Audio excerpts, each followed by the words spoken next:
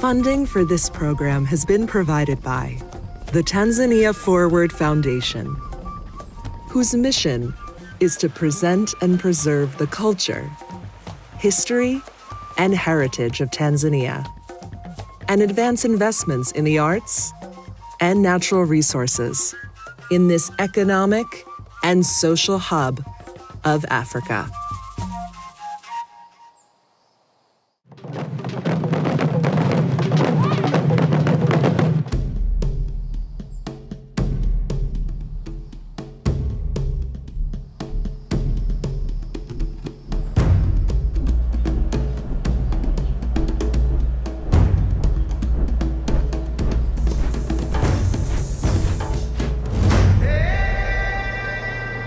Prepare yourself for an epic adventure through a land inhabited by peoples who cling tightly to ancient traditions, while their fellow countrymen freely embrace the marvels of modern life. It's a place that lays claim to being the cradle of all mankind, and boasts of fabled spice islands of rare beauty that reveal both a dark past and a shining example of how people of differing traditions can live together in peace and friendship. And on this trip, you'll sleep under the ocean, soar over the loftiest peak on this vast continent, float just above the reach of magnificent beasts, and descend deep underground in search of rare, precious gemstones found nowhere else on Earth. And our guide on this special journey is someone who knows this country better than most. She's explored its expansive terrain, talked to its many peoples, and championed their dreams. She's a woman who's lifted herself from humble beginnings and overcame cultural challenges to confidently lead this country onto the world stage at a critical time in its development. Her name is Samia Suluhu Hassan, and she is the President of Tanzania. So buckle up. For the next hour, we're going on an exclusive inside the security bubble trip with this sitting head of state as she shows us her country as only she can. I'm Peter Greenberg, and this is Tanzania, the Royal Tour.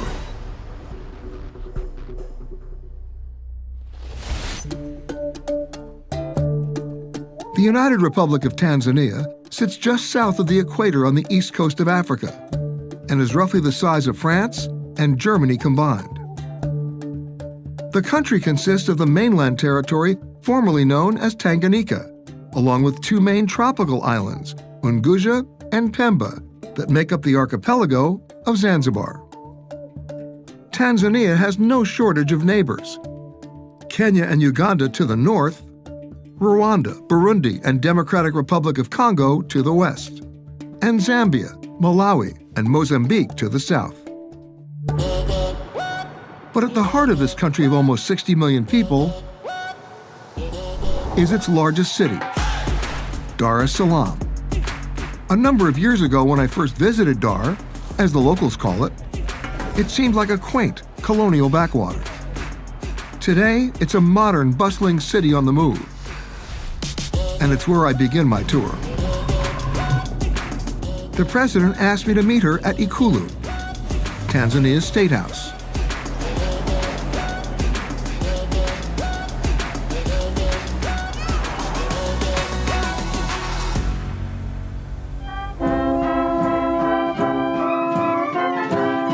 It was built back in 1922 by the British colonial government on 33 acres overlooking the Indian Ocean. The grounds are teeming with wildlife, and the State House blends African and Arabian architecture. It's a regal bearing.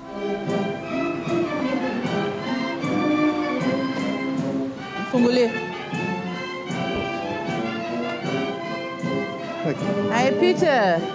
Welcome to Tanzania. Madam President, thank you so much for having me. Nice having you here. Nice having me here, too. Please, Yeah. welcome. What a beautiful state house.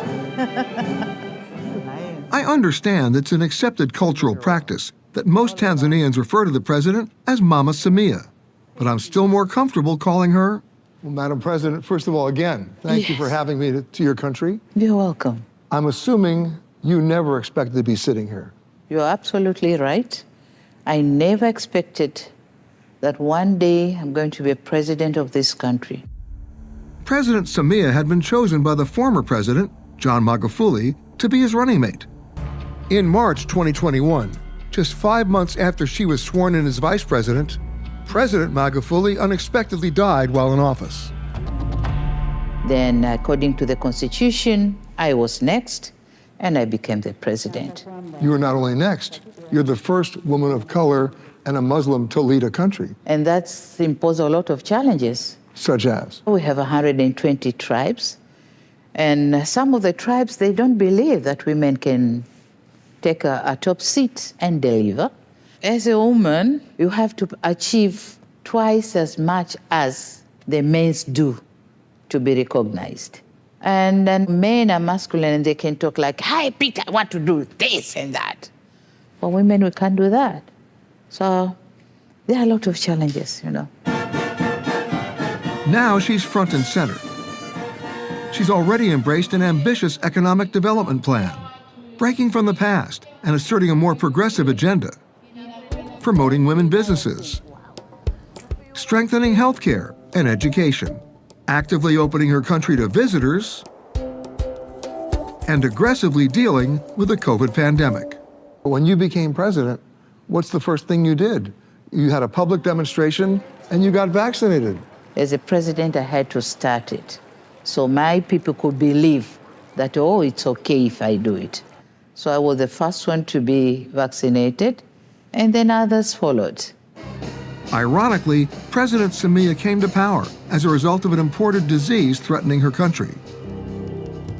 But it wasn't the first time Tanzania had been invaded. But what makes Tanzania a country of consequence? In your history, it seems that everybody wanted Tanzania. Yeah. The Germans, the Omanis, the Portuguese, and most recently the British. Yeah. What did they see in Tanzania? I think the first thing is location of Tanzania geographically, because Tanzania is strategically located. Tanzania is a gate to East Africa, Southern Africa, and to the world. And number two, we have an abundance of natural resources. But for much of the last 3 centuries, it became clear that the resources that international traders were most interested in were ivory and slaves. By the time she was born in Zanzibar in 1960, slavery had officially been abolished, but the country was still living under colonial minority rule. In 1964, Tanganyika and Zanzibar decided to merge their young nations, as well as their names, and officially became the United Republic of Tanzania. While the country's name had changed, it was a slow road of development. But for the past decade, the economy of Tanzania has been growing at an impressive 6% a year. Billions are being spent on private and public infrastructure projects that can be seen just about everywhere. From Dar es Salaam's skyline to its new highway system and signature suspension bridge. There's a new modern railroad system under construction that will connect the country. A state-of-the-art container port to connect Tanzania to the world. And a massive multi-billion-dollar hydroelectric project to power it all. And it's all happening against the backdrop of one of the biggest economic drivers in the world, travel and tourism. Which brings me to a key question. So, Madam President, where are you going to take me? Oh, Peter, so first, remove your tie, take out your jacket, and let's go. So I lose the tie? Oh, yes. The first stop on the royal tour the exotic islands of Zanzibar. It's an archipelago that sits about 50 miles offshore, and it's considered a semi-autonomous region of Tanzania. It consists of two main islands, Unguja to the south and Pemba to the north.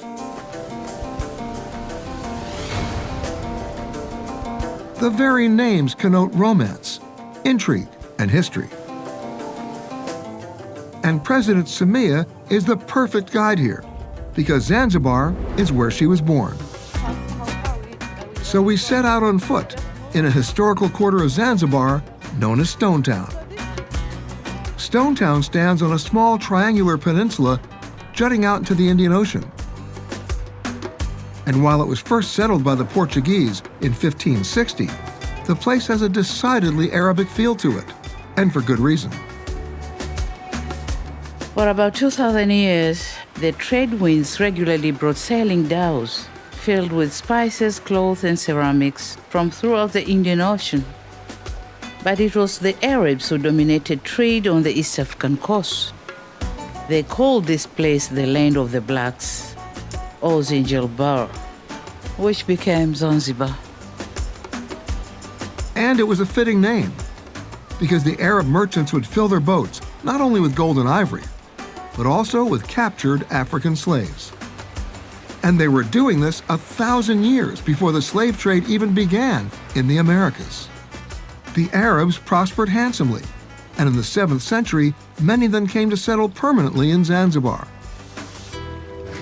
And out of this ethnic gumbo, a new East African coastal culture emerged, known as Kiswahili, or simply Swahili. And with it came a signature greeting. Assalamu alaikum. Wa alaikum assalam. How are you? I'm fine.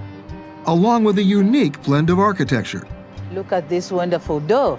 Wow. You see it? It's amazing. So it's a mixture of Arabic and Indian crafting. Wow. It's beautiful. Yes. Stone Town has been recognized globally as a UNESCO World Heritage Site. That's a point of pride for the locals. But I gotta warn you, it can be a confusing labyrinth. The narrow streets. Yep. They were never built for cars. Yeah. Really is an elaborate maze. I never use a map here. I prefer to almost walking around aimlessly.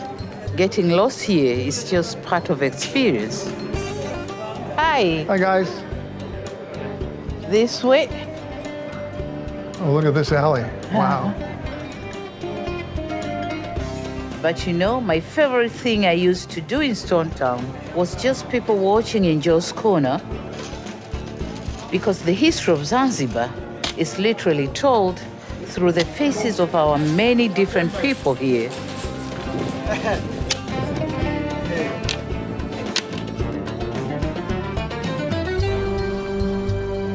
And nowhere do you see that more than in the old Arab fort.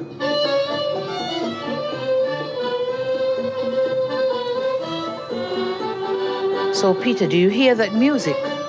You won't find that anywhere else. It's our version of jazz. We call it taarab.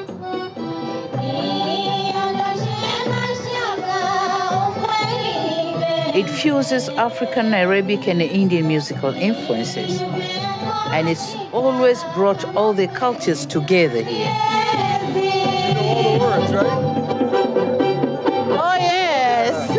But my favorite part are the singers with their Swahili love songs. I soon learned that if you enjoy her music, it's customary here to approach the stage and give them some shillings as a tribute.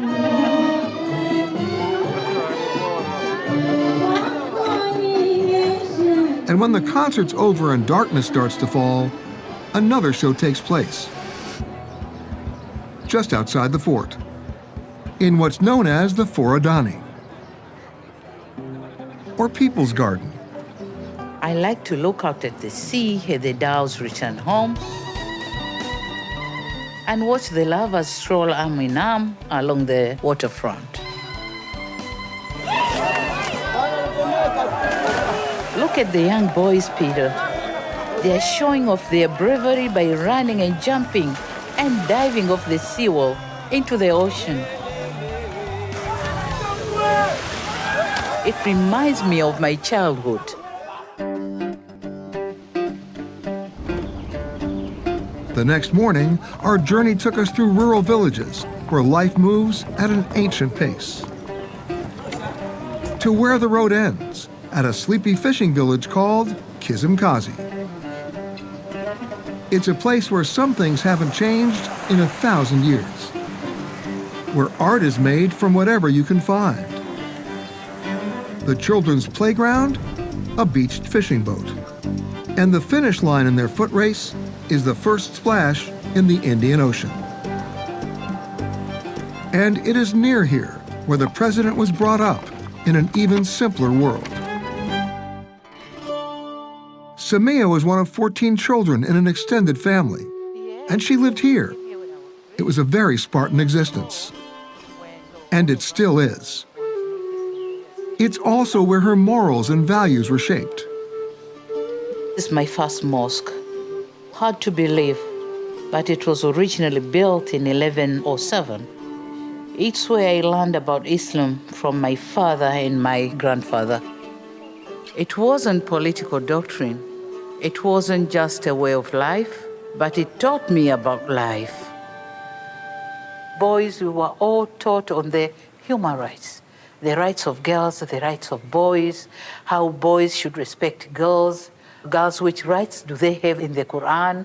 And how has that shaped how you're running the country now? Yeah, it shaped me because I knew my rights. I knew how to be educated, both religiously and academically. I knew how to behave in working places and be respected. So that came in my mind and stayed there, so I grew with it. Not far away, her primary school. My father was a head teacher in this school. Hello, students. Hamjambo watoto? Sasa msi mnasimama mnasalimia au? Mimi ningekubali leo nisingekuwa rais. Kwa hiyo msikubali, sawa? Haya. So what did you just ask them? Yeah, I was just telling a story of a small girl who studied in this school and went ahead and now she's a president. So I was telling them that this is not a simple task. They have to study hard. So you study English here? Who is ready to answer my questions? Just simple one, just simple one. Stand up. Which is your favorable subject? Maths. So you like mathematics? Oh boy. That's good. Okay, I've got one. How many want to be president? Nani wanataka kuwa marais? Ah, you got trouble. Yes. You got competition here. Yeah. But clearly, at this age, there's at least one goal much more important than holding the country's highest elected office. And that's recess.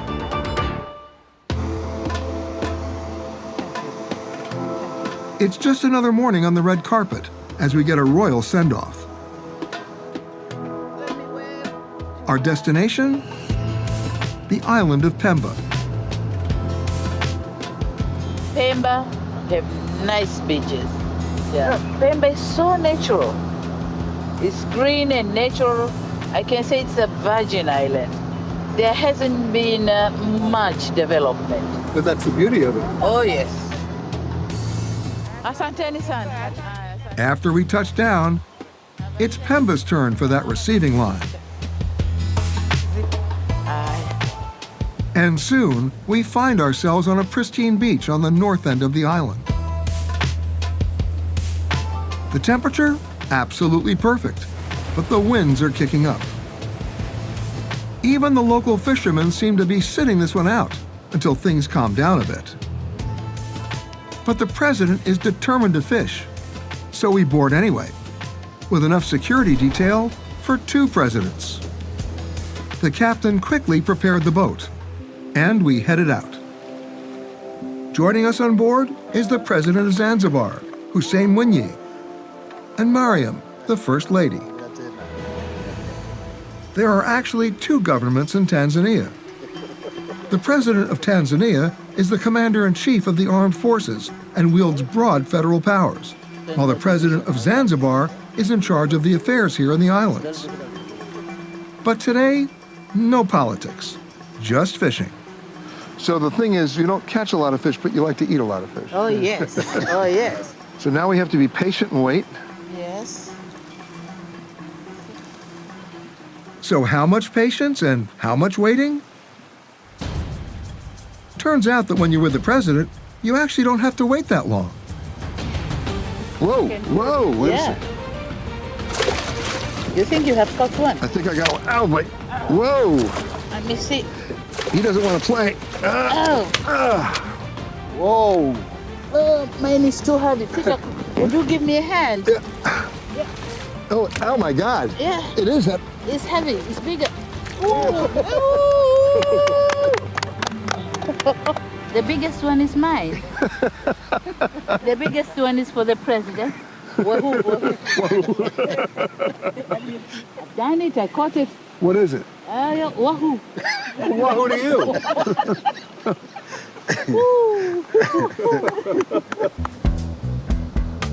Back on shore, lunch was waiting.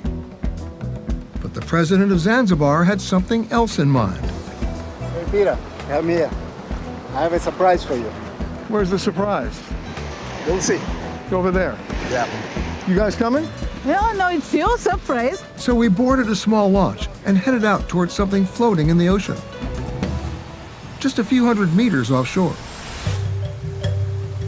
On the surface, it looks like a small house, but it's actually a special hotel room that sits in the middle of a protected marine preserve as part of Manta, a handcrafted eco-lodge on Pemba Island. Hey, Mr. President? So we went from catching fish to a nearby sanctuary where fishing is strictly off limits. Nice and easy, one step at a time. Are you ready for this, Peter? No. You gotta be kidding. I'm coming down.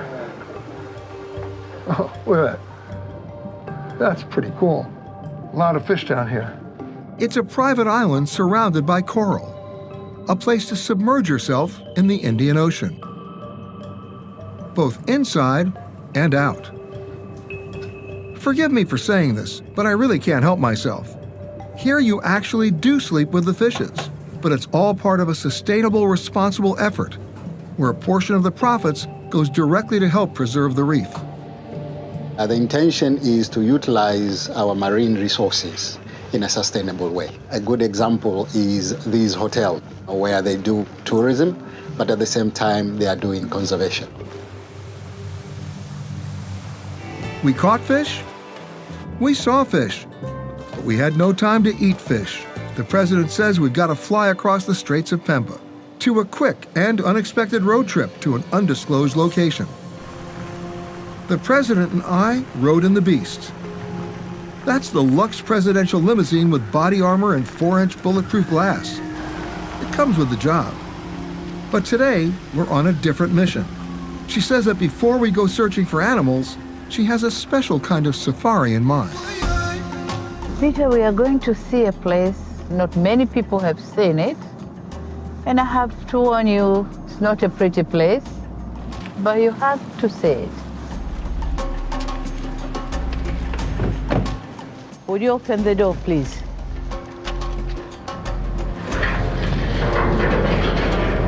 Okay. See? Oh my God. And it goes on and on. Yeah, and the killing has gone on and on as well. We're in an unmarked, maximum security government warehouse in a secret location on the outskirts of Dar es Salaam.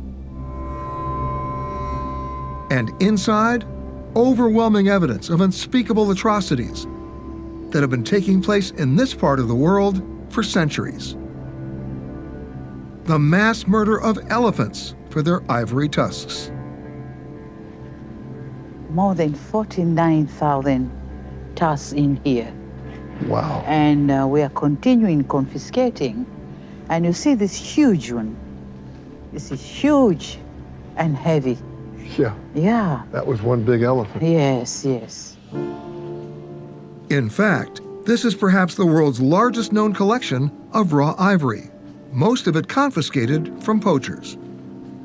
Despite a ban on international trade in ivory, African elephants are still being poached in large numbers, tens of thousands every year. The ivory is often carved into intricate ornaments or jewelry, and Asian countries remain the biggest consumer market, despite efforts to slow the illegal trade. And for a long time, Tanzania was Africa's primary killing field. According to the government's own census figures, in just 5 years from 2009 to 2014, Tanzania lost 85,000 elephants to poaching. A staggering 60% of the country's total elephant population. And in the last decade alone, at least 45 tons of ivory have reached the international black market from Tanzania, making it Africa's largest source of poached ivory.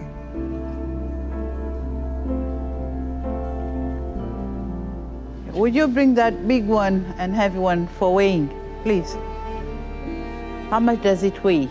About 85 kilos. Wow. 85 kilos. And how much is that in pounds? Almost 200 pounds. 200 pounds. It's hard to imagine how slaves in chains were able to carry these giant tusks 600 miles from the interior to the coast, and to think this took place for more than 200 years.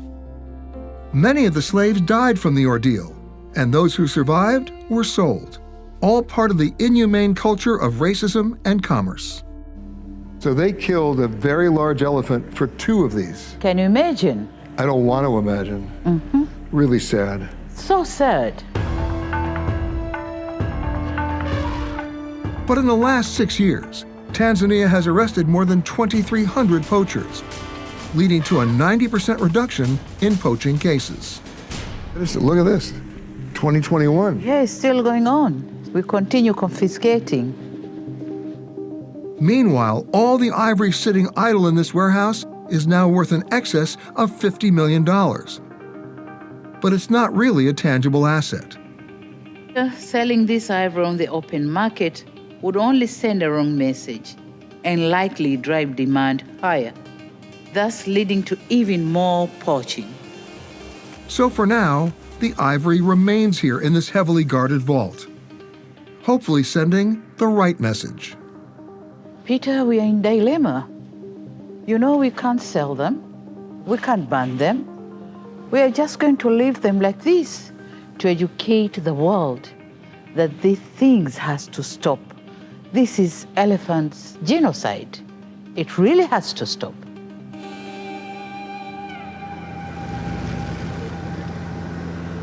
Minutes later, we went from this sobering moment to an uplifting one, literally. It's a big map. Now you got an idea of how big Tanzania really is. Oh, yeah. Where's Kilimanjaro here? Wow. Here.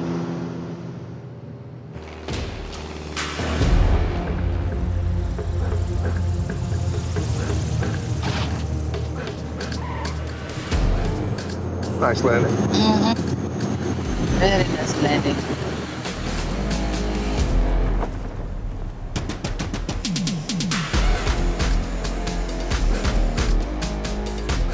When traveling with the president, there's always the official entourage, but you could never overestimate the official receiving line. Or the musical fanfare. The guidebooks will tell you that you don't need any special skills to go where the president is taking me, but we did need to suit up. Kilimanjaro's just starting. Have a long way to go. Well, I see the sign. So, where's the mountain? You see, sometimes she's shy, hiding behind the clouds. And how high is she? It's about 19,000 feet.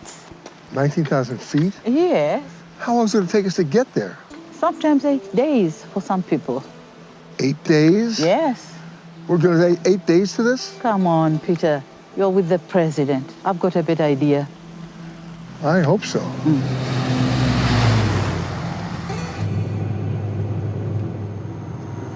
Yeah, this part is nice. Even by plane, it seems to take us forever to climb up to the so-called roof of Africa.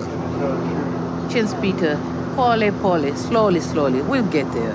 You see it now? No. No.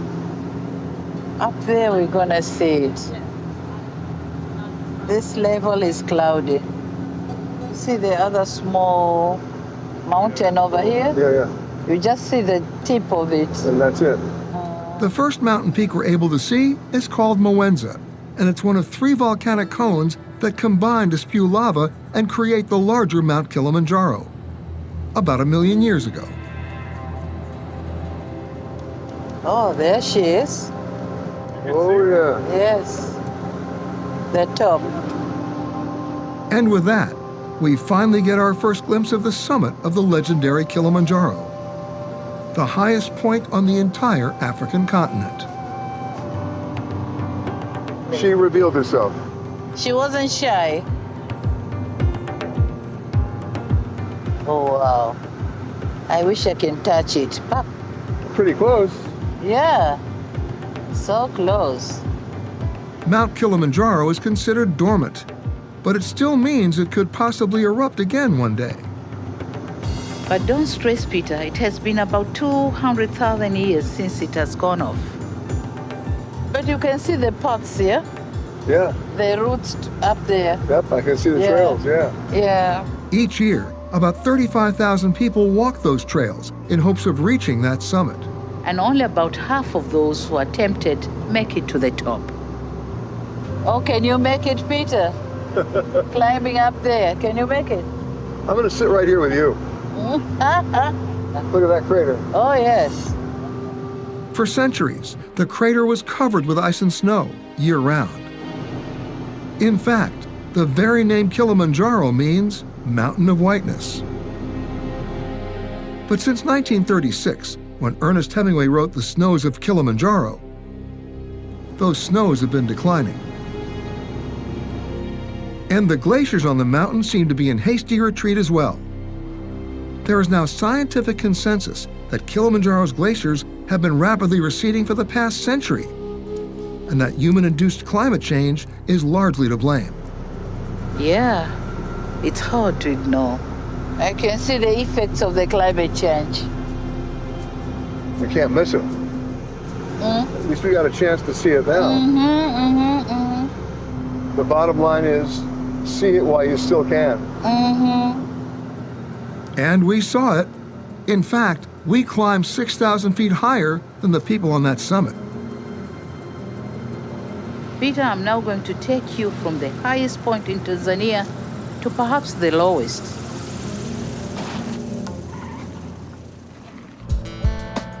Just down the road from the Kilimanjaro airport, we drive into a secure area surrounded by troops, high perimeter fences, and cameras. And I soon learn why.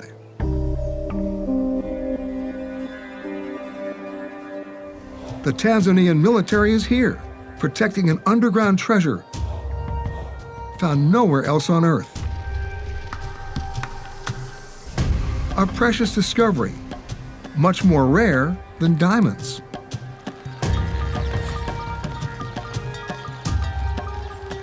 In 1967, a Maasai tribesman was tending his herd here, in the foothills of Mount Kilimanjaro, when he stumbled upon some shimmering blue crystals scattered on the ground. And they found their way to Tiffany's in New York to be evaluated. There, they were cut, polished, and given the name Tanzanite, in honor of Tanzania, the only country on Earth where these gemstones are found. In fact, Tanzanite can only be found right here, in a small 2-kilometer by 4-kilometer area behind these gated walls. And some experts consider it the most important gemstone discovery in the last 2,000 years. And some of the miners were waiting for us. Hi, guys. You see down there, How far down is that, guys? it's more than 3 miles.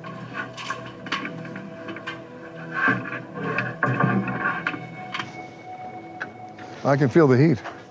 From here. You feel it from there? So we discussed whether or not we should go down with them, right? Yeah, one of the shortest conversations we have ever had. And go down and bring us the Tanzanite, okay? Great.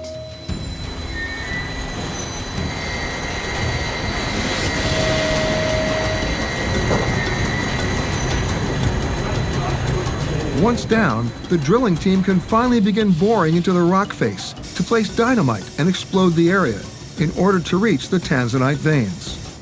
Later, at a processing facility above ground, the stones didn't look very impressive. So this is a high quality. Yeah. What's the value of it? 1,058 US dollars. 1,058 US dollars. And that's just for the unprocessed stone. Once processed and polished, the finished Tanzanite price is a big multiple of that. But the law of supply and demand is at work here. There's only a limited supply of Tanzanite remaining, and many experts think it will be all mined out within 20 years.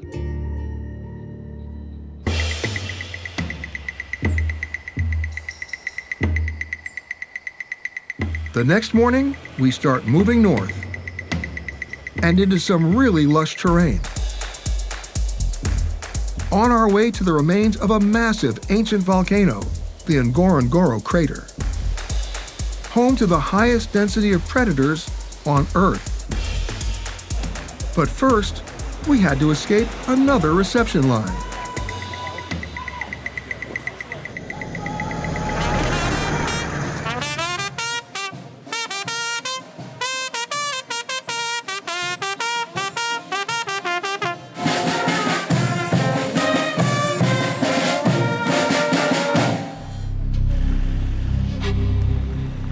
The president has promised to take me on a safari deep down inside the Ngorongoro crater.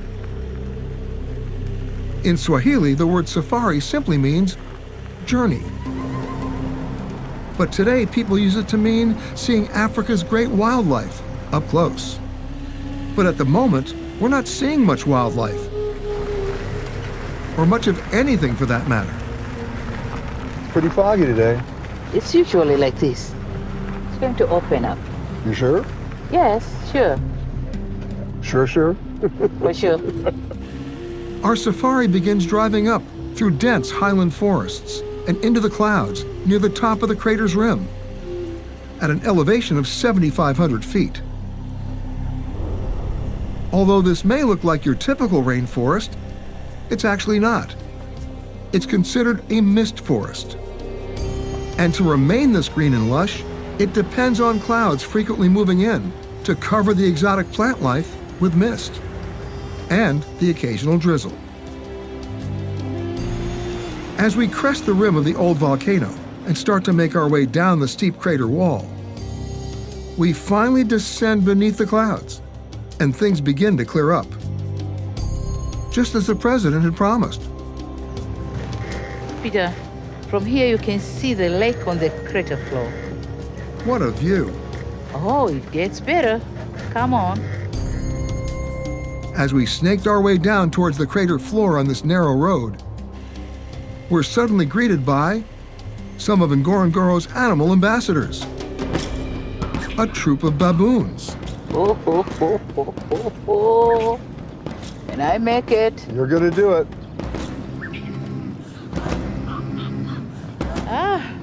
I guess this is your official greeting party, Peter. Once we're down on the floor of the crater, I can easily see that we're actually inside of a giant volcanic bowl, which is 11 miles wide and covers more than 100 square miles. That's when you get out here and you realize how vast this is. It's so wide. And the crater is home to more than 25,000 animals. A wildebeest. Yeah, and zebras. Look at that. Oh, yeah. They are. See them? Yeah. There they are. Many of them. They're everywhere. Those are the ones who are migrating. That's the Great Migration. Actually, this is just a tiny part of the Great Migration, where about 2 million wildebeest, zebra, and antelope all travel together in an ever-moving circular migration from Tanzania to Kenya and back each year. following the rains in search of the freshest grasses.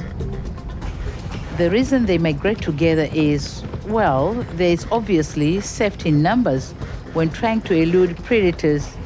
But there's another reason that the wildebeest and zebra make such a good traveling companions. They say the zebra, they're having a very good eyesight, seeing the danger ahead. But the wildebeest, they can smell where the food is. So they normally live together. And Ngorongoro is also home to more than 500 species of birds, including the prehistoric-looking ones that can't fly, but they can run as fast as a gazelle. Yeah, about 45 miles an hour. Look there, Peter. You can even see a flamboyance of flamingos. Flamboyance? Yeah, that's what you call a group of them. But our real focus today is to try and see all of what's known around here as the Big Five. The lions, the leopards, buffaloes, rhinos, and elephants. These are elephants. Elephants live They in fall down the trees. Something is there, okay, because I see the tree moving. So something is there. As we approach, we suddenly see a solitary young male elephant who's obviously been pushed out of the herd to find his own way in the world. But it's clear, our way is not exactly his way. He wants nothing to do with us. So that was the biggest of the big five. Uko mbele nadhani kwa mimi kutakuwa shida. Inataka uzoefu. The president wanted to get a much better view and pulled us over. We change it here. We are safe here. But as soon as I climb out of the car, I hear, There's a lion somewhere. someone caught a glimpse of a lion nearby. And so I promptly climbed right back into the car. Over here? Have you seen it? Yep. I see it all right. It's only about 30 or 40 yards from us. And if it is a female Yep. lion, We decide to follow her for a while to see what she's up to. And just a short time later, we're surprised by what she's showing us. Sitting on their thrones are most of the members of her pride. These apex predators here are truly the king and queens of the crater.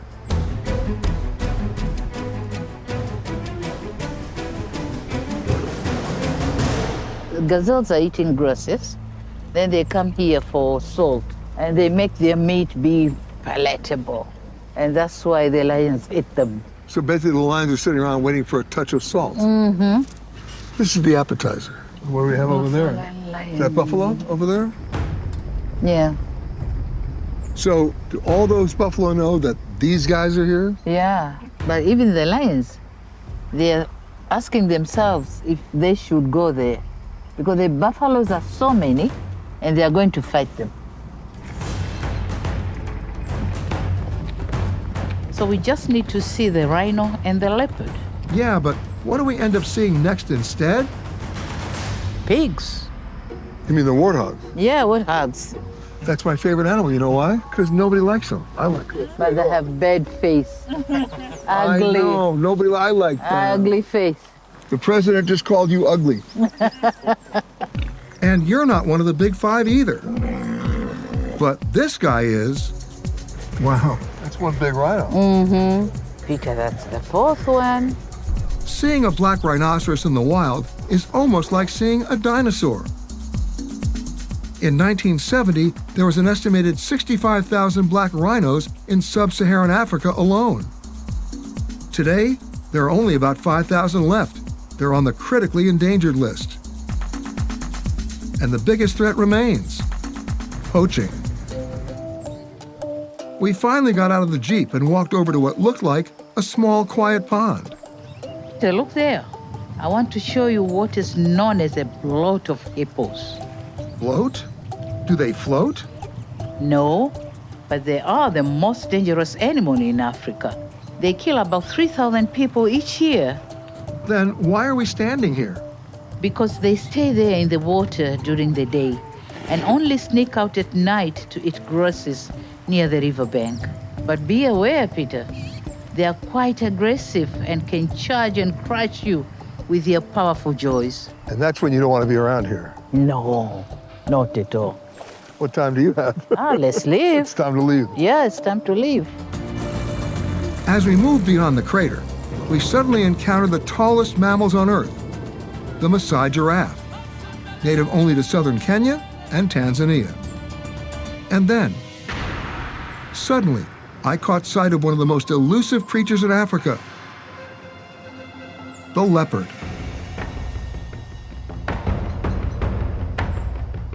This beautiful spotted cat is a solitary hunter that likes to stalk its prey in high grass and then eat its catch high in the trees to prevent lions and hyenas from stealing it away. But most importantly, I've done it. I've finally seen all of the big five. Asante sana, Madam President. Karibu, Peter. You are most welcome.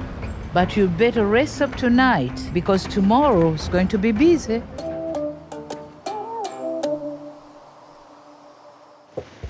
Peter, salam. Salam. Everybody. Oh.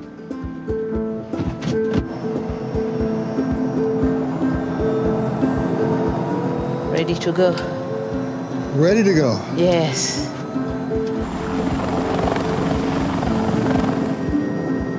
Leaving the Ngorongoro, we head northwest towards the famous plains of the Serengeti.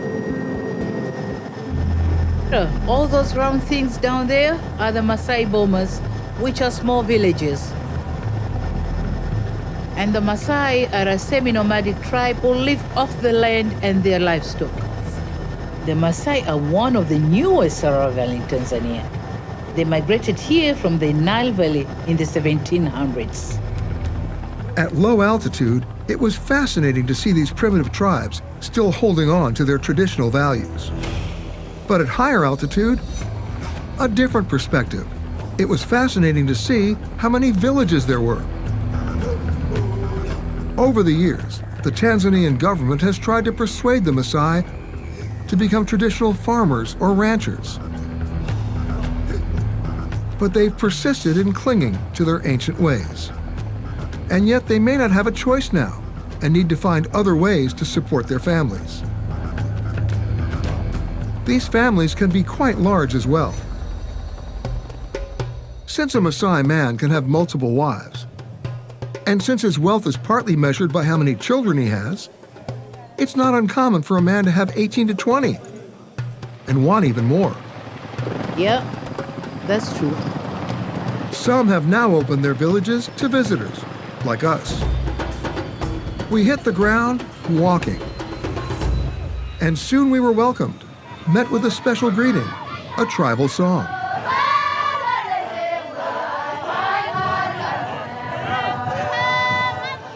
Against the monochromatic backdrop of the African plains, the brightly clothed dancers are quite a sight. These performances are not only a way of educating foreigners about Maasai culture, they also serve as one way of helping to keep their traditions alive, as their way of life is slowly being transformed by modern society. Their voices are their instruments.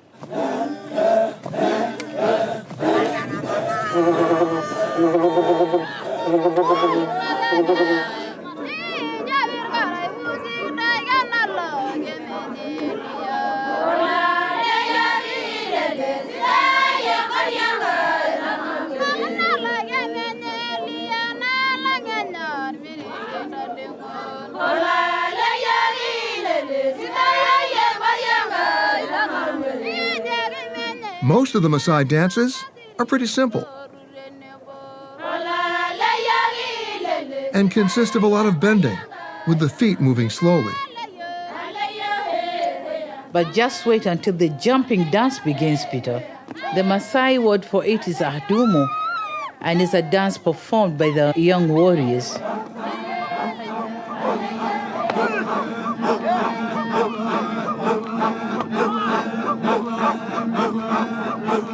You see them jumping? This is showing their strength to the young girls. So they're trying to impress them. Yes, these are those who haven't married yet. They are trying to show their strength to the girls. So the girls might be attracted who is fit for them.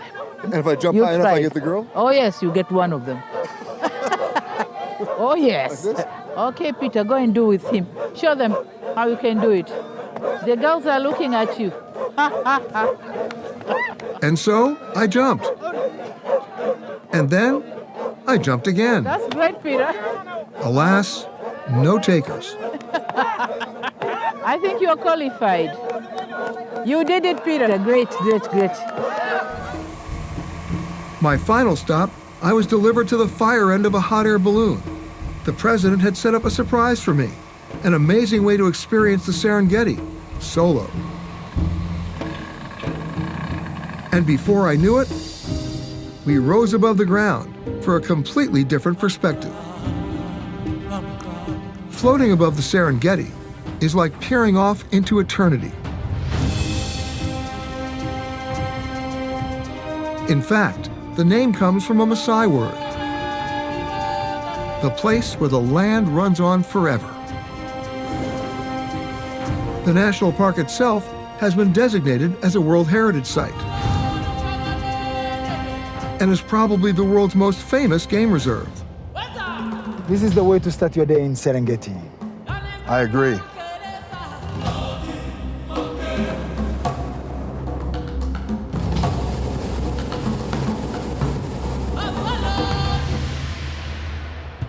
But the morning winds were picking up, and the balloon was descending. My signal that the royal tour was coming to an end. This had been, to say the least, a remarkable week.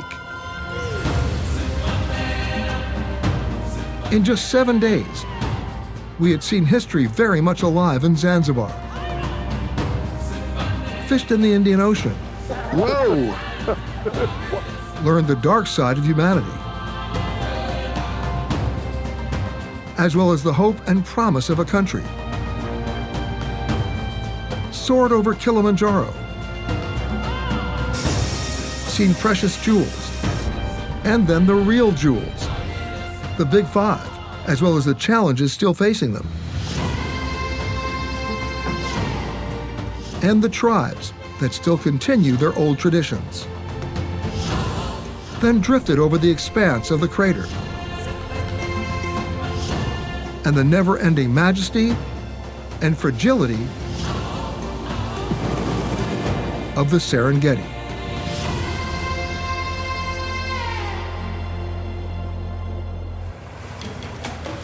With most balloon flights, there's usually a single chase car below to help position and then secure the balloon. Not this time. We were being chased by an entire convoy of vehicles, led by the president.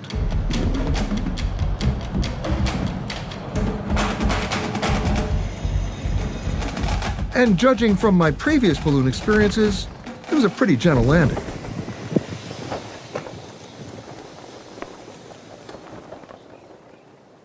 Hi, Peter. How was it? It was great.